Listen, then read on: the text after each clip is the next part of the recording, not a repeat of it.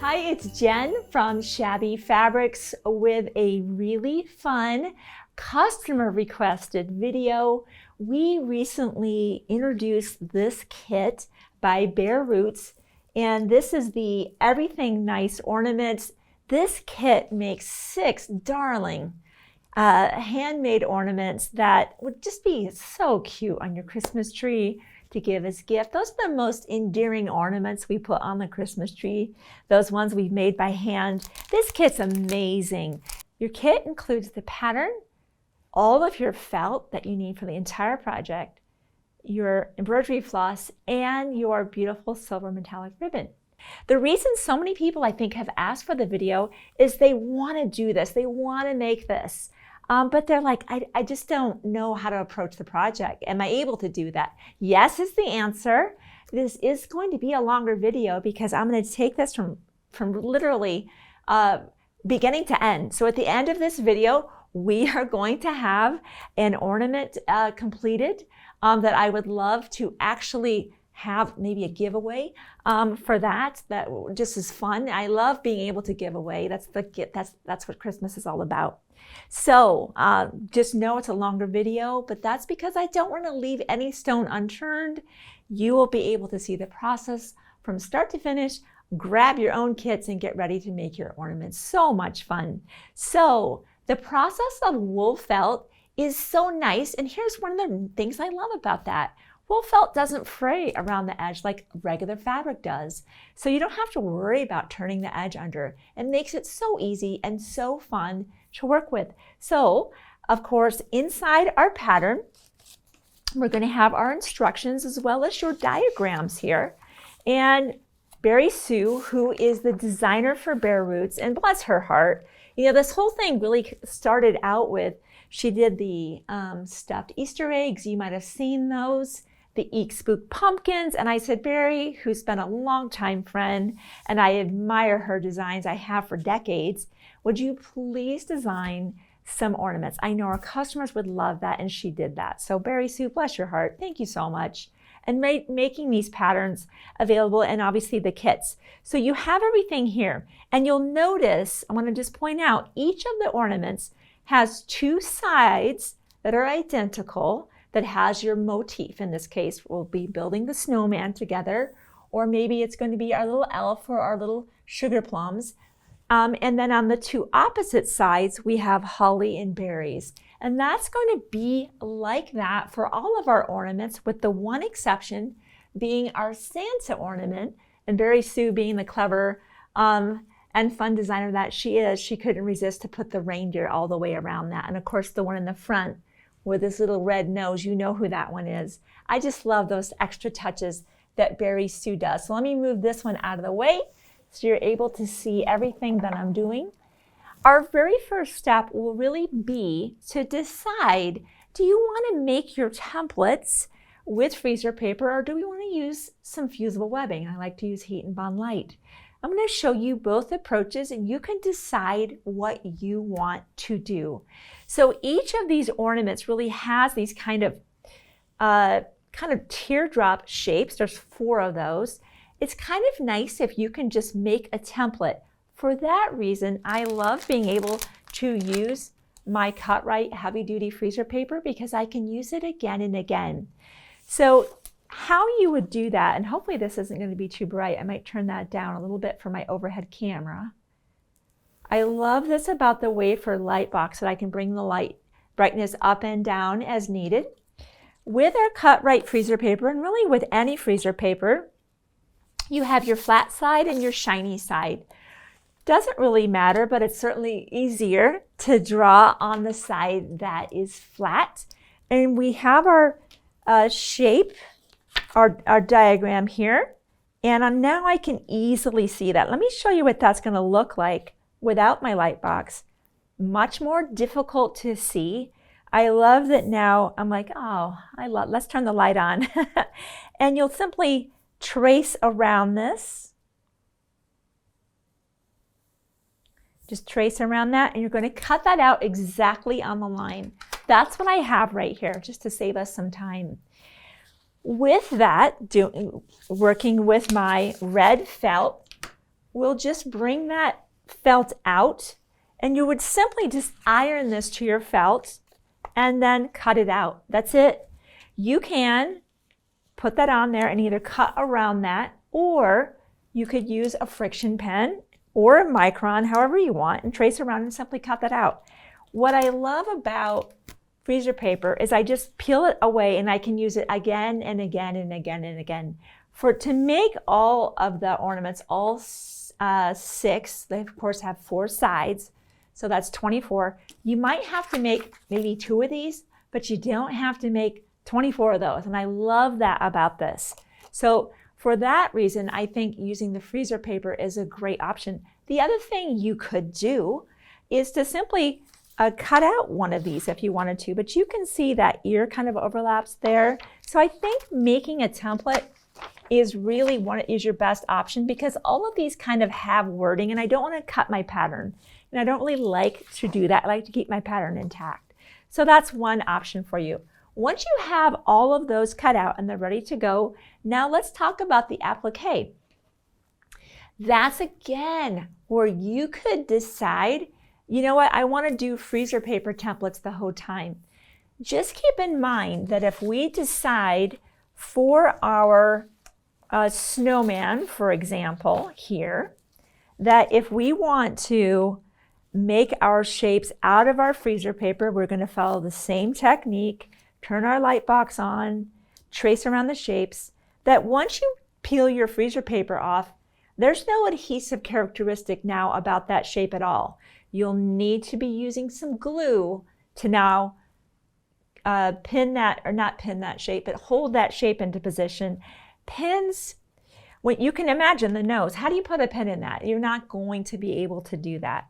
For that reason, I prefer, except for any shapes that you might want to have dimension, like this ornament here, where maybe on this one you do use freezer paper because you want it to have the leaf be lifted. Maybe you'll do a combination of heat and bond, and for things like this where you don't want it to be ironed down, you want that lift, you use the freezer paper for that. But for this guy, what we did is we got some heat and bond light. One package is plenty for all of your ornaments. And now you would take this and turn the light box on, and you just begin to trace. I want to point out something to you. Barry Sue's diagrams are, let's look at this real quick so it's going to make more sense to you. Let's look at Santa real quick. Do you see how this is the orientation of the sleigh going to the left? If you don't flip the diagram over, this has not been reversed for fusible applique. If you don't turn the diagram over and now trace from this side and kind of look through your ornament here, or your Christmas tree, what that will mean for you is that your sleigh will just be flying to the right instead of flying to the left. So that's just something that I want to point out to you. If you're like, nope, Santa's sleigh has got to be going that direction. One of the other things that you can do is actually flip over your fusible webbing and you trace it from this side. That's unconventional. Just know that that is one way to manage that. And that way, now that will be going in the same orientation. I'm going to actually demonstrate that for you with a piece of fusible webbing. I want you to see that, because hearing me even say that out loud, I know that could be confusing. Let me show you what I'm talking about. Let's just open up some of our fusible webbing. I've obviously already traced on this one, so I won't use that. Let's just cut out a piece of this.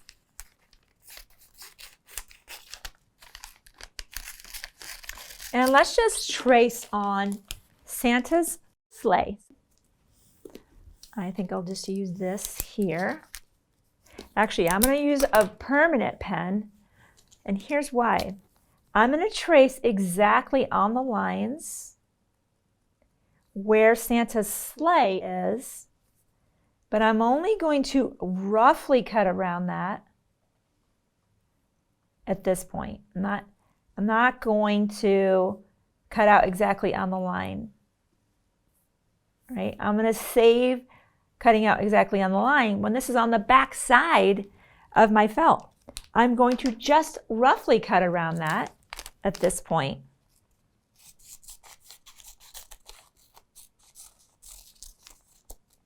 I think I left the cap off of my micron pen because I can see it's kind of dry here.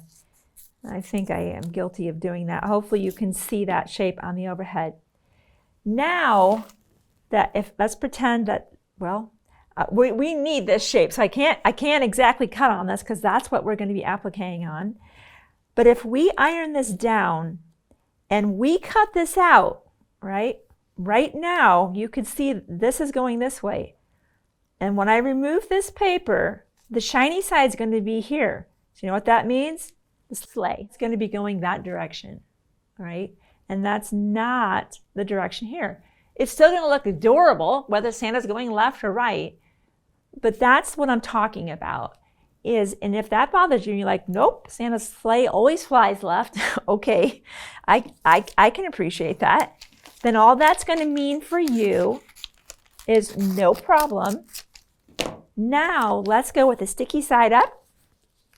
We can still draw on this side, roughly cut around, iron that. Now when we flip it, he'll be going the right direction. Hopefully I've explained that enough that that is understood, but just know if you're going to choose the fusible applique, which I really prefer, I want everything down. I want everything down, and I prefer to not use glue, and it's a little bit easier than making freezer paper templates. Just know that those are some extra steps that you'll need to take. All right, once you've done that, you've ironed this down to our felt, we're just going to go now and cut directly on that line.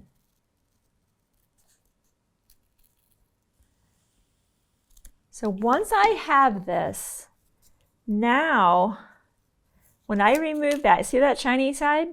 That means obviously this is the side that must be me up. And we continue with this process.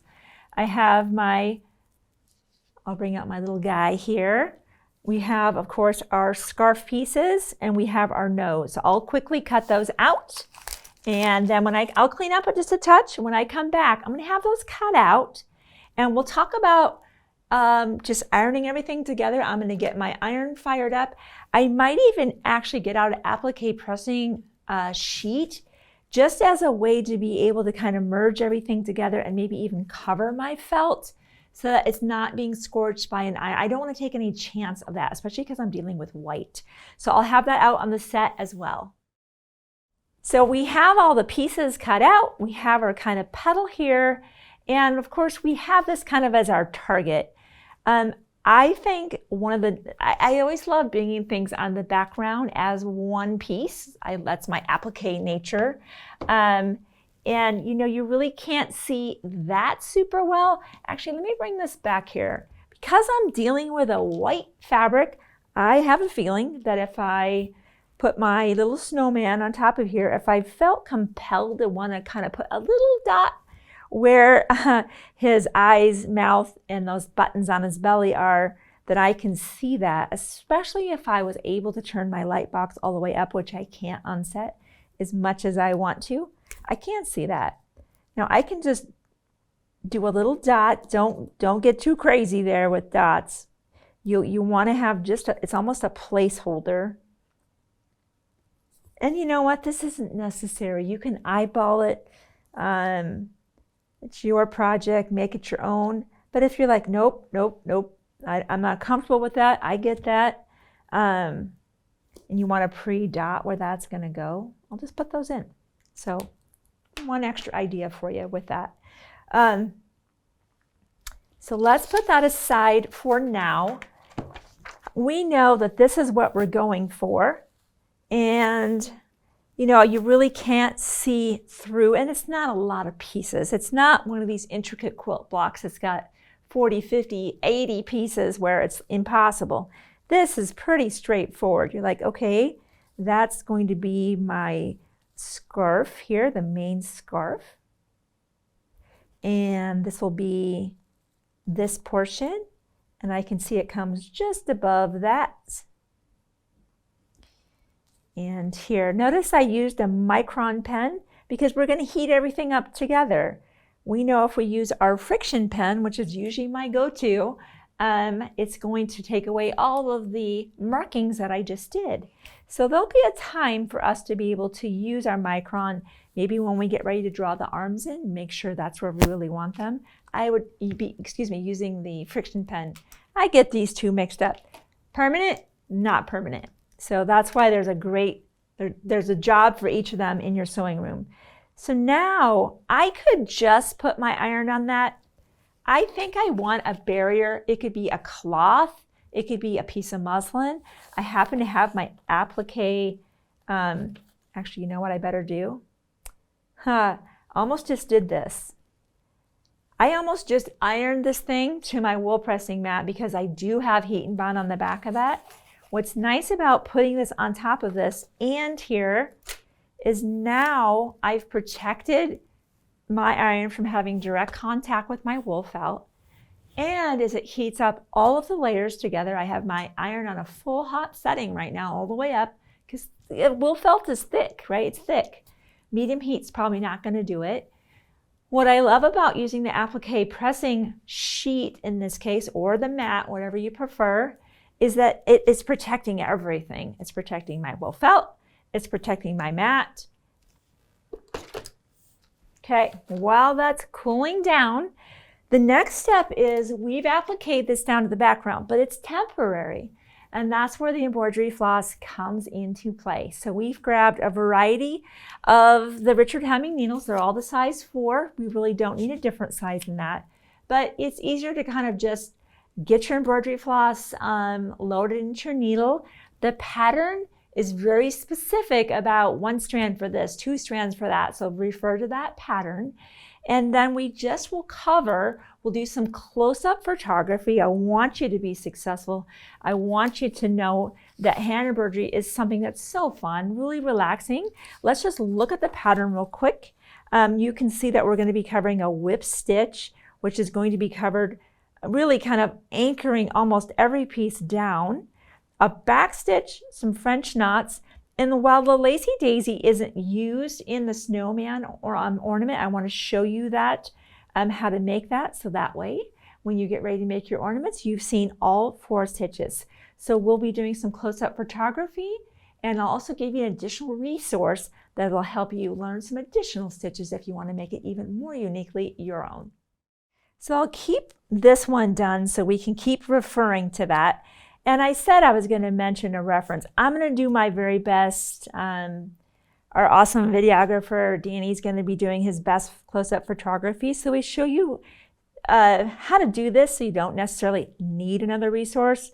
But I love that this book has 180 plus stitches, tips for needles, threads, ribbon, and fabric. And hey, if you're left-handed, I know that's hard for you to translate that.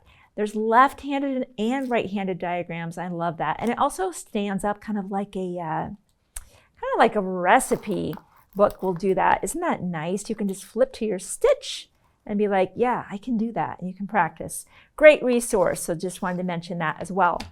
Again, we have just 4 stitches to cover, and we will start off with most of our pieces are kind of anchored to the background with the whip stitch. So just like Barry Sue is showing us, I've just got a needle here with a knot on the end. I'm just going to come up, and I'm not trying to hide my stitch. Going down, and I'm just coming up a distance away, just like you're kind of seeing here. I think I took kind of a chunky stitch, but that's okay. I want to show the stitches and show that this is made by hand. And this is it. That's all you have to do. If you want to come up the way that Barry Sue is showing us. So you not only just come up and go straight down, but I kind of dip down and come pop back up over here. That's another way to do the same stitch. Now I keep staying on the surface here. Hopefully you can understand what I'm talking about. So instead of pushing it down, grabbing from underneath, coming back up, which is this up here, top and bottom, back and forth. This method is I stay on here the whole time. I go down, but then I rock the needle back and pop up at my next location. Just same thing, same result, just a slightly different approach. Once you're done with this, and of course you wouldn't just start right there, you'd probably say, let's go all the way around here. We'll do his whole head and end. Once you're done though, no matter where you start or end, the easiest way is to just anchor that, go shallow so the needle doesn't poke up through the front, and we'll make a loop and we'll tie off. Tie off at least twice. Remember, these ornaments are supposed to last for years and decades, and they're going to be handed down to our loved ones. And so we want to make sure that all of the work we're doing is anchored and doesn't come undone through just handling over years over year of in and off the, on and off the Christmas tree and the decoration box and whatnot. Okay, so that's our first stitch. The back stitch, that's how we did our snowman arms. So let's just draw those on. Whenever I'm doing, trying to transfer a diagram or a drawing that I can't see because I can't see through the wool felt, that's where I just pull out my diagram, right? And I'm just kind of looking at this and going, I think it's about there. You know what? Make it your own. Put your arms wherever you want them to be. Maybe if I don't want my arm going outside and I want it up here, I'll draw it up there. Don't be afraid to deviate from that and make it your own. However you want to draw those on, I want to show you the back stitch. This is one of the most common stitches in hand embroidery. I see here I've got more, I think 2 strands, but again, refer to the pattern for how many strands she recommends. And again, if you want a more dense stitch, add more strands of embroidery floss. We'll come up for the back stitch, and we're going to come down a distance, maybe about a little more than 1/8, but less than 1/4. And I'm going to go about the same distance down this way and travel back toward myself, which I think is why they call it a back stitch. Just like that. And we just keep traveling down, trying to keep the same interval that we established, and we keep traveling back. You'll go to the ends, then you'll just kind of fill in this one, fill in that one, and tie off again. That's a back stitch. You just tie that off real quick. 1 and 2. Oh, I got a little knot there. Let's work those out. Okay. And I'll tie that off. French knots, that's another classic, absolutely classic stitch, probably one of the oldest. So you can see lots of French knots, the eyes, the smile, the buttons, I think I'd call it. You can control the diameter and density of a French knot with 2 ways. You either add more embroidery floss or you add more what's called wraps. So without looking inside her pattern, I'm just going to demonstrate with the amount of embroidery floss we have threaded in our needle, 1 wrap. I have, of course, the knot in the end. We're going to come up right where that dot is. Thread goes, or floss goes to the left, needle's horizontal. In front, we're going to wrap around that 1 time, pivoting the needle to go right back down where we came up. Hold tension on the needle. Hold tension on the floss. You kind of trap it with your fingers and only let go in the very end, and then you pull it through. That's a knot. Let's pretend I'm like, you know, I want a bigger eye. All you need to do is come up the same as before, floss to the side, needles horizontal in front. We wrap 1 time, 2 times. Now we're going to rock that needle back down through the hole where we came up. I'm holding tension on the floss as long as I can, and now I pull that. You see how it's different? Subtly different, but notably different. Whatever you end up doing, obviously for one eye, you'll want to do for the next. And you might say, I want smaller eyes and bigger buttons, and maybe you do 3 wraps or 4 wraps. Or, as I said, maybe on the buttons, you want to do 4 strands instead of 2. Your decision. That's how you do a French knot. Again, I'll just quickly tie off, and we can start again. That's the only stitches really that are included in the ornament, the snowman ornament. This is just a straight stitch here. In fact, I can show you that. I've got the, I've got my white. She doesn't specifically call it, I guess it's just a straight stitch. And that's one you're kind of just eyeballing, right? You're just kind of going for it. You're like, okay, well, if I'm going to come up here and I'm going to come across a distance, maybe that's my distance, just keep the distance. And we go maybe here. Try to keep that same distance. And now over here, and this is another thing I noticed with the wool felt, the stitches kind of just like get swallowed up by the wool felt. It's like I had to take longer stitches than I almost thought I would because the snowflakes ended up being really tiny. And isn't that just so sweet? And then to tie off, again, you're kind of going just very shallow in the back. I don't recommend jumping. We're going to stuff this ornament, and that could interfere when we get ready to stuff that. Or if you push too hard to get the stuffing in there, you could actually break the embroidery floss. And so it's best to tie off each place like we did here. Just tie off and start again, right? The joy's in the journey, not going fast, getting it done properly. She's got some really cool textures here I've noticed in her scarf.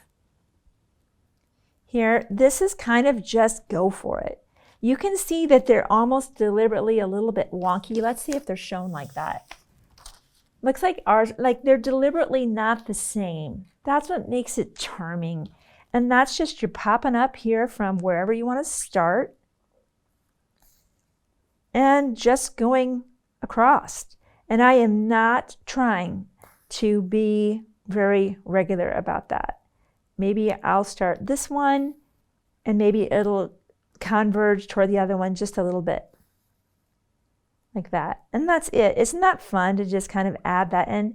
Hey, you could even do like a plaid if you wanted across. Do whatever you want. I love that. I love that we can have that fun idea of maybe I'm going to come across a little bit more. Let me come across like that. Just like that. That's kind of fun.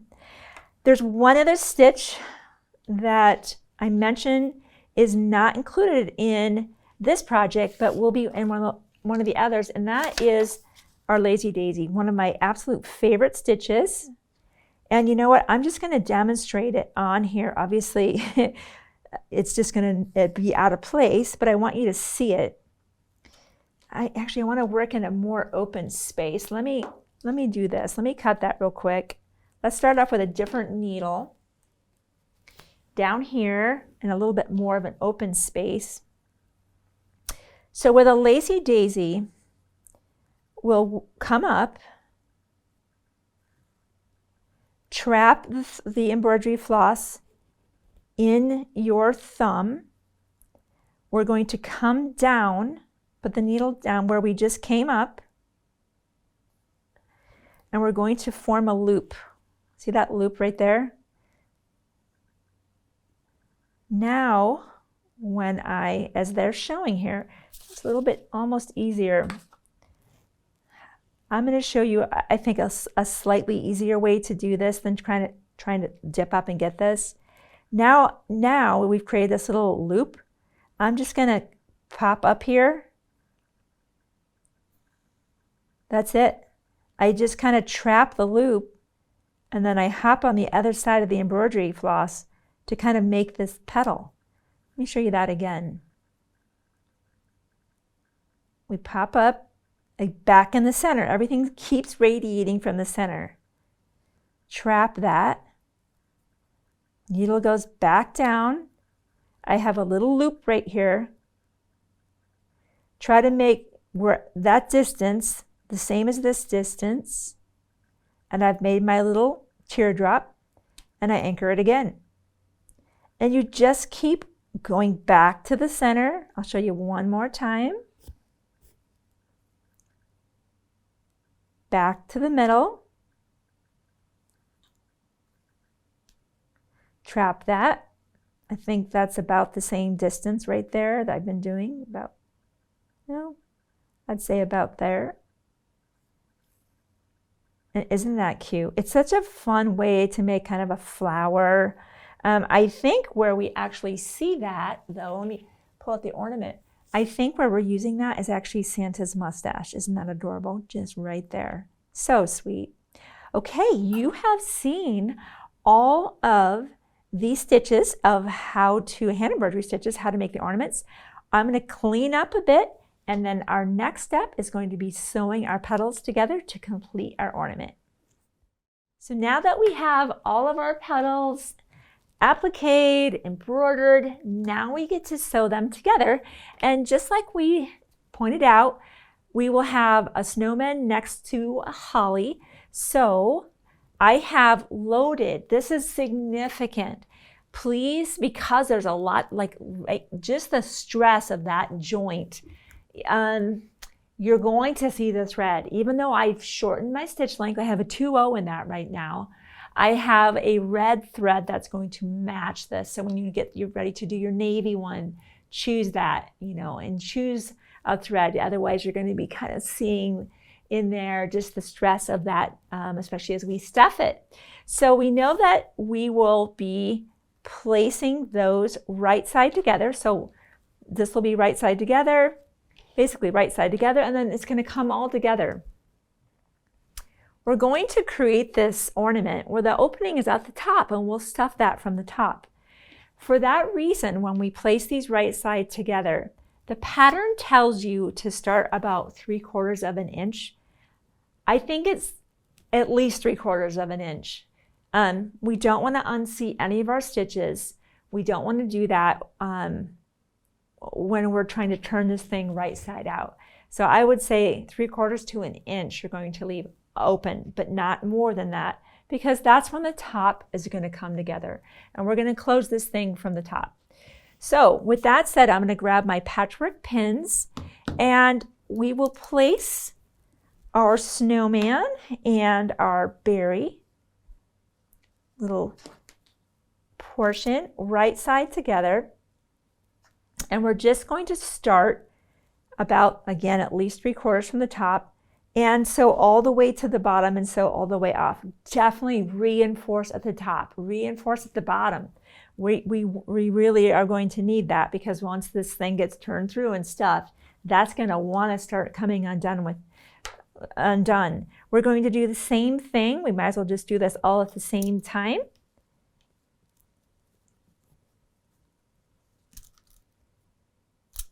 All right, let's head over to the machine and get this seam sewn on both of them. Okay, so I'm at the machine, and again, I'm focusing on starting at least probably about there, and I'm going to backstitch quite a bit.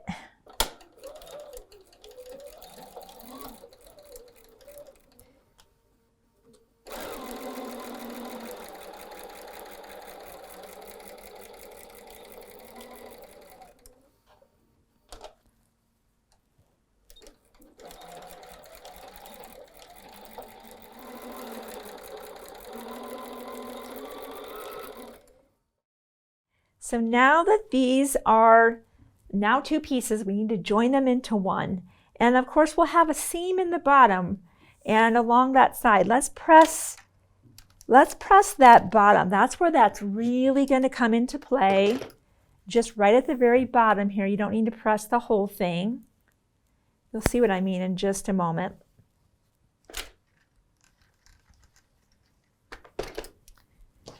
So that's the bottom of the ornament.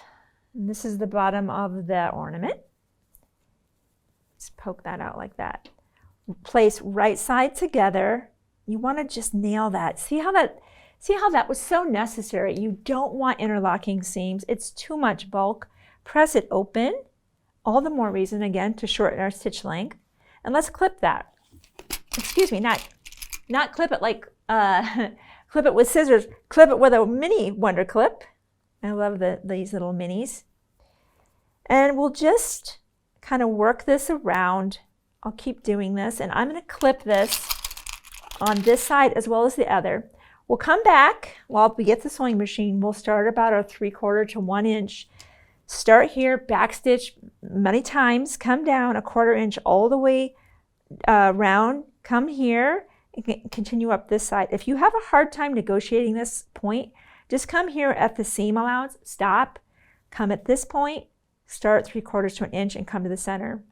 However you want to do that, we just need to do a 1/4 inch seam allowance all the way around, leaving our opening. So here we go.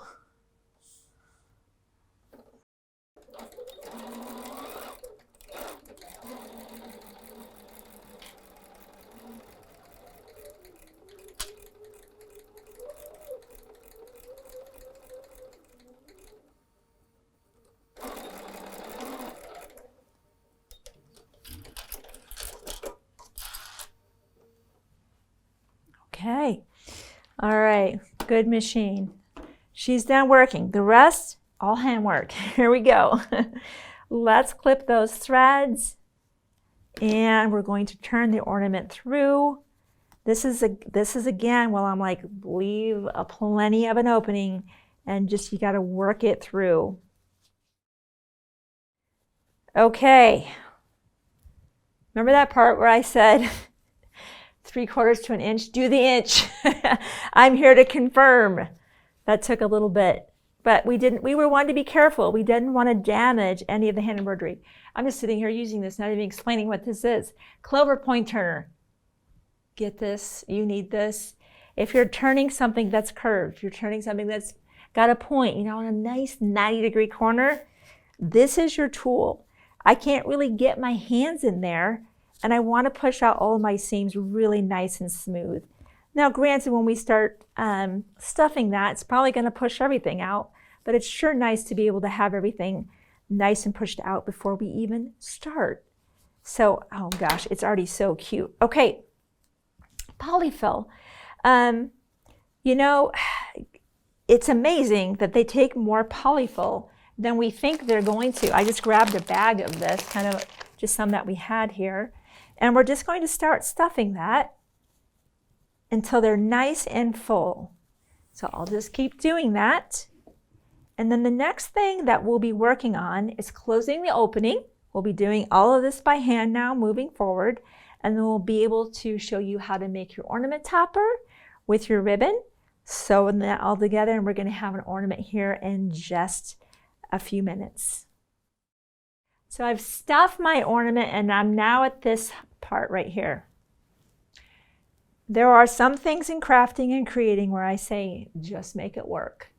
We know that we've been taking a 1/4 inch seam allowance and that we need to close this top. It's very awkward now. It's in the hand stitching thing, and we're trying to make that all close nicely at the top. Here's the great news, and she talks about this in her pattern.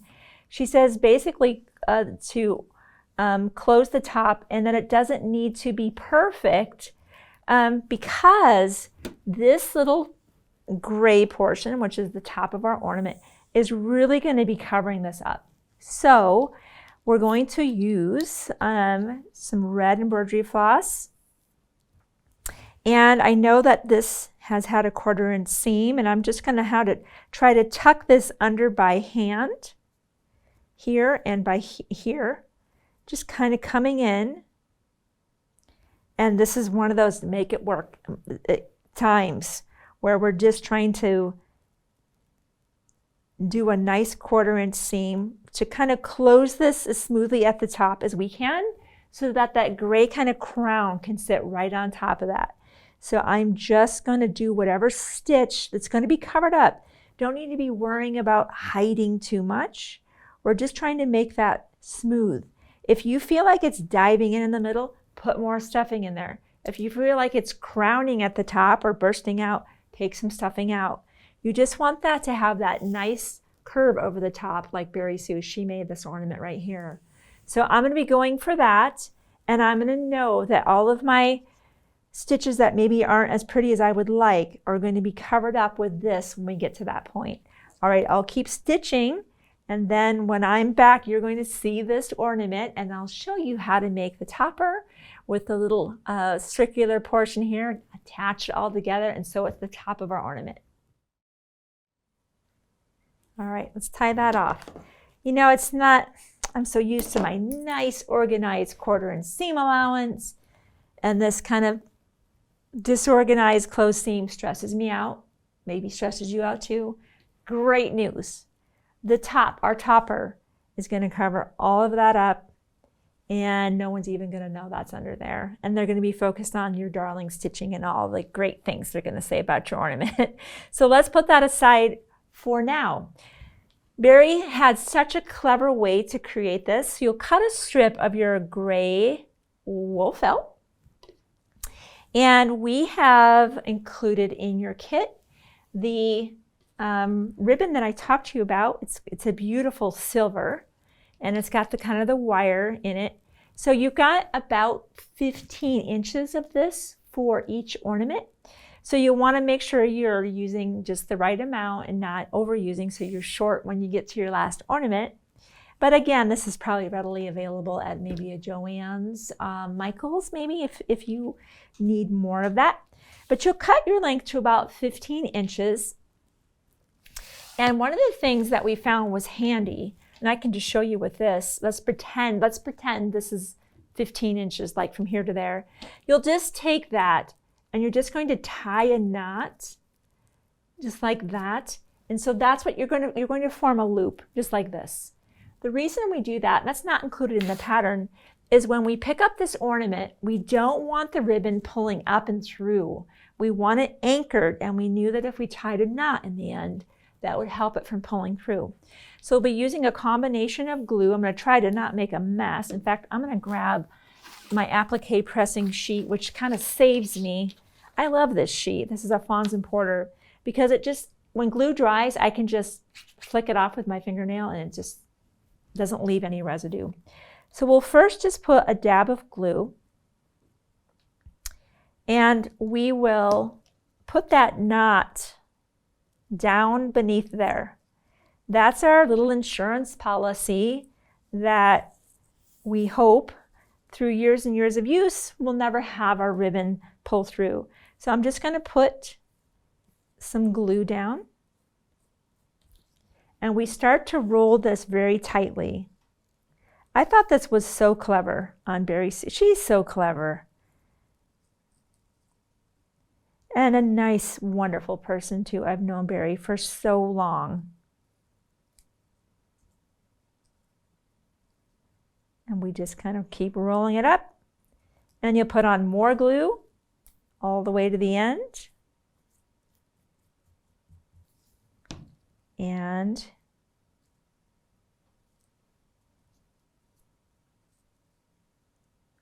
just like that, all the way to the end. I'll put probably a little bit more glue so that flap is closed. Just like that. Take a couple pins. Just insert that so it stays nice and closed. We can even trim off kind of the excess so that that knot's there, and you just put it aside to dry. Now I've prepared one in advance. In fact, the pins are still in. We already trimmed it, and so now we're at this place. her pattern now talks about us using our grayish color floss. And now we take our beautiful flower that we have here, and we're going to put this on top. That knot, remember, is kind of Shabby Fabrics' idea of, that's kind of a pro tip from Bethany Miller, who's, we're so blessed to have Bethany on our staff. So she's the one that had the idea about the knot.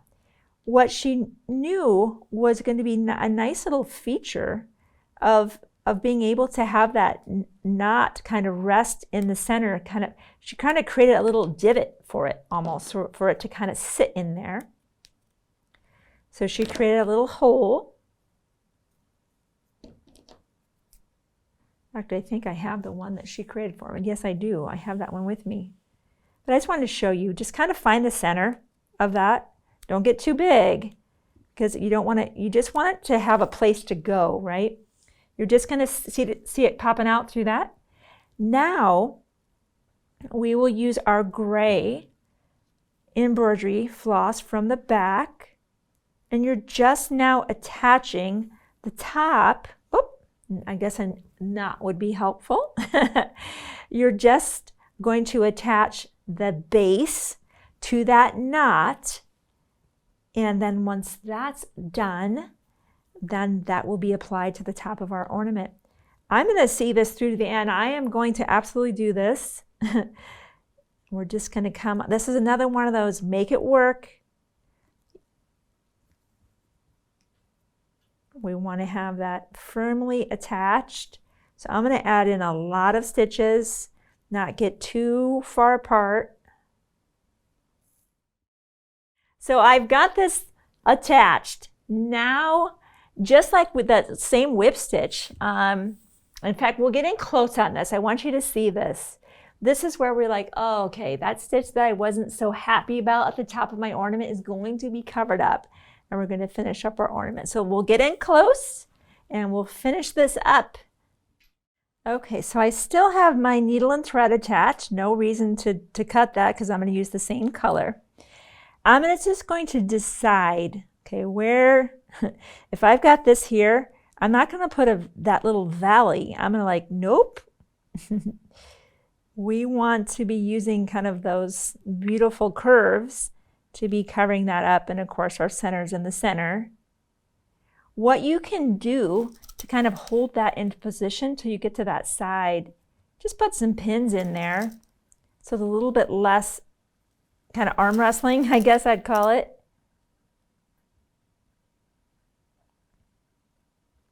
Guess my thread is over here.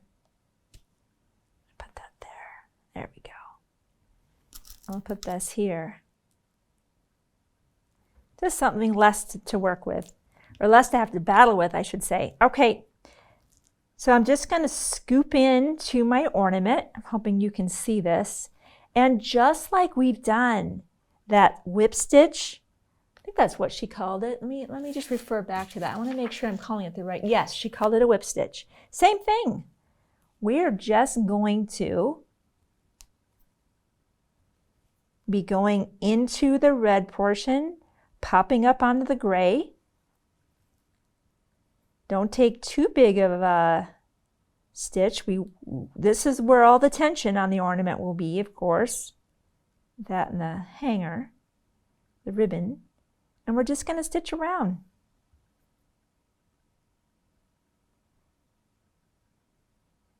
And of course, as you get near your pin, we'll just remove that. I'm going to keep stitching. I'll be quiet so we can try to fast forward, but I want to get to where we tie off and how we tie off. How do we hide that final stitch? So I'll keep going, and then I'll come back to you where there's some sound, and I'll give you some pointers to how to tie off. Okay, I'm at my final stitch right here. Hopefully you can see that. Everything is down. And this is where we are doing our best to find a way to tie off. Our thread is definitely blending really nicely with that. So if we can be kind of a little subtle about this. See how you can kind of tie that knot? You can even almost do it here by taking this, another little stitch, kind of shallow. Tie off one more time.